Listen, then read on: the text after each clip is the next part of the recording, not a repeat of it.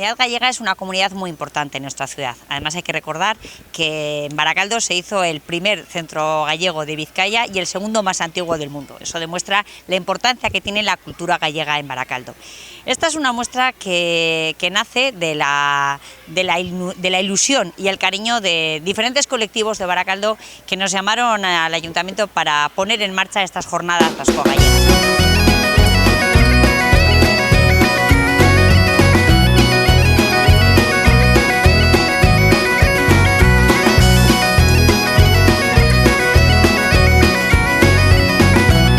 Yo estaré el día 16 de septiembre hablando del otro camino de Santiago y espero que vengáis y nos acompañéis en este viaje.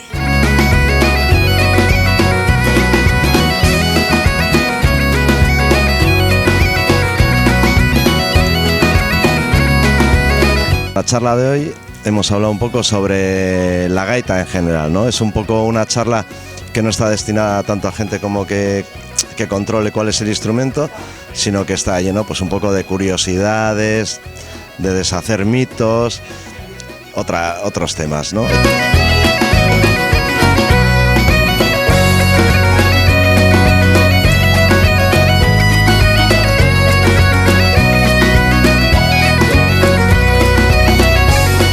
Nire zatia izango da Barakaldoren euskeraren historia, Barakaldon historian zehar. Hemen gaur bideo baten bidez azalduko dut, 100 eta piko urteko historia.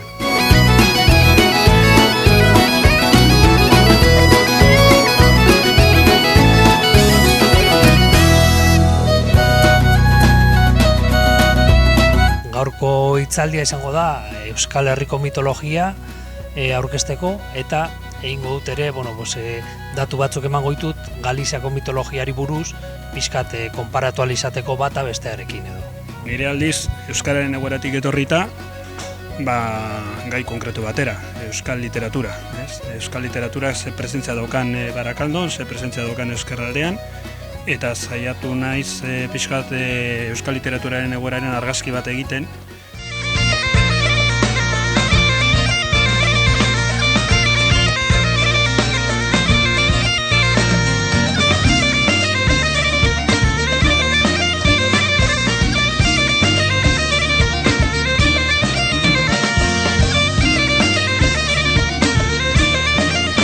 Lo que hemos hecho es una representación de los Juegos de Galicia y del País Vasco. Han empezado con los Juegos de Herri Kirolak del País Vasco y hemos continuado con los Juegos de Galicia. Las llaves de Ferrol, de Ourense, la llave de Santiago.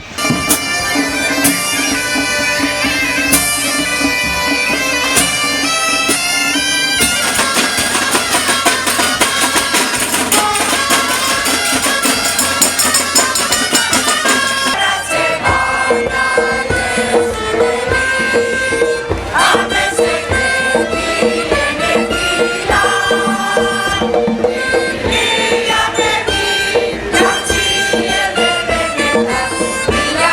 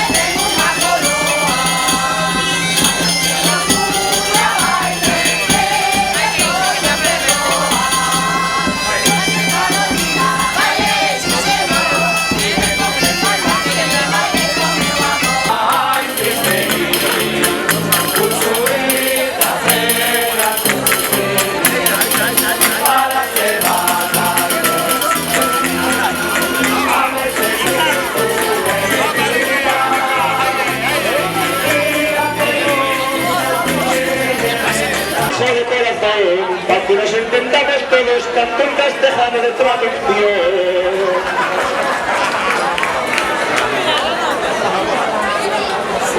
Zuen gallegoa eta guk berriz euskara, lasai begirada bataz ulertuko gara.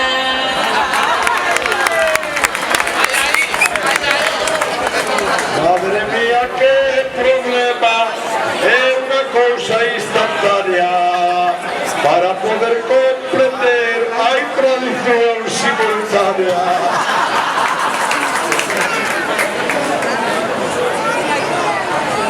Ya sé que tú no entiendes, amigo, en euskera, que ha dicho que le mires, pero que no te queda.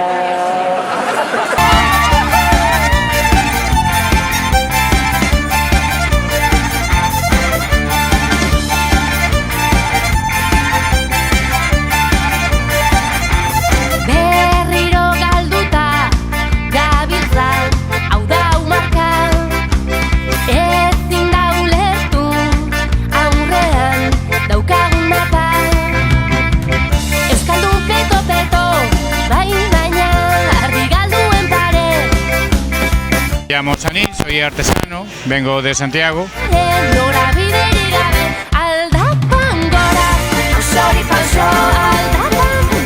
Fabrico pandereta, pandero gallego, pandero vasco, tambores, bombos, tarrañolas, percusión tradicional del norte de la península.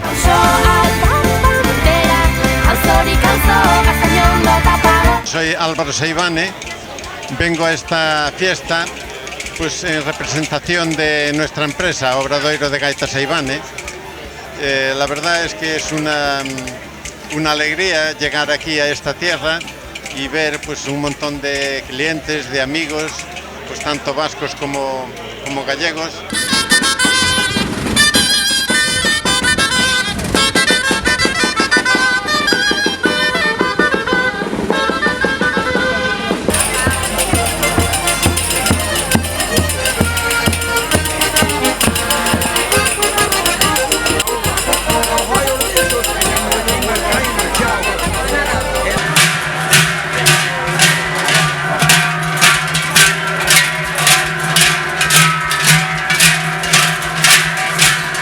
Eu vin en directo a ver Solares e os Regueifeiros. Espero para o ano que ven ver estas cousas e moitas máis tamén. Nik uste dut jardunaldi hauen helburua oso ondo bete egin zela. Gogoratu behar dugu bi herrien kulturako beto ezagutzea izan zela. Eta gainera, kristo giro honean ospatu genuen, eta gainera aukeretzan genuen baita ere lagun berriak egiteko. Beraz, nik uste dut bigarren ediziora joan behar dugula, lortu behar dugula hori guztion aleginarekin. Eta guztion honetan sartuko nituzke baita ere elkarte desberdinak eta baita ere erakundeak, pribatuak zein publikoak. Beraz, gaurtik aurrera hasiko gara lanean, ia lortzen dugun, ziur baietz. Venga, anima gaitezen.